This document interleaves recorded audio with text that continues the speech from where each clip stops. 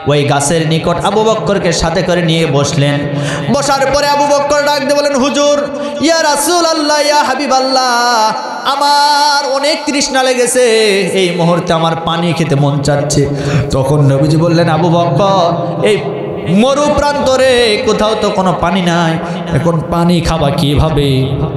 নবীজি এবার দূর থেকে লক্ষ্য করে দেখলেন একজন রাখালের দায়িত্ব কাজ করতেছিল। এমন সময় আমার নবীজি বললেন, ওই রাখালটাকে আমার কাছে ডেকে নিয়ে আসো।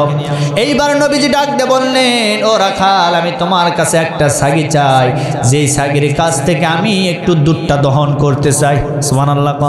নবীজি ডাক দিয়ে বলেন, ও রাখাল, আমি তোমার কাছে এমন একটা ছাগি চাই, যেই ছাগি এখনো গর্ভবতী হয় নাই, যেই ছাগি এখনো বাচ্চা প্রসব করে নাই, যেই ছাগির উলানে এখনো দুধ আসে নাই, এমন একটা বাচ্চা ছাগি তোমার কাছে আমি চাই।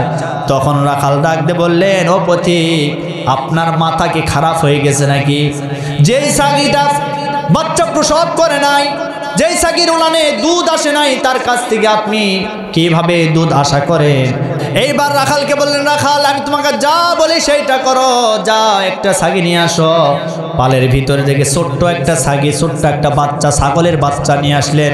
এইবার আমার নবীজি ছাগিটা হাতের ভিতরে নেওয়ার পরে ছাগির সাথে গল্প করলেন, ও ছাগি, আমি জানি তোমার এখনো বাচ্চা হয় নাই, তোমার উলানে এখনো দুধ আসে নাই, কিন্তু আমার বন্ধু আবু বকরের তৃষ্ণা লেগেছে, আমি তার তৃষ্ণাটা একটু মিটাইতে চাই। আল্লাহু আকবার।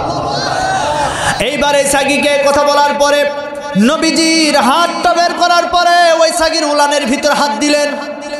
আমার নবীজির হাতের এমন বরকত ছিল, এই হাতটা দেওয়ার সাথে সাথে যে ওলানে দুধ ছিল না, রব্বুল আলামিন নবীজির হাতের বরকতে ওলানে দুধ দ্বারা পরিপূর্ণ করে দিয়েছে,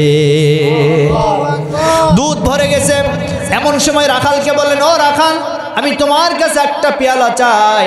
এইবার রাখাল পেয়ালা দিলেন। দেওয়ার পরে ওই ছাগির কাছ থেকে নবীজি দুধটা দহন করলেন। তা আবু বকরকে বললেন, ও আবু বকর, এই যে নাও, তোমাকে তৃষ্ণা লেগেছে, তোমার তৃষ্ণাটা নিবারণ করো।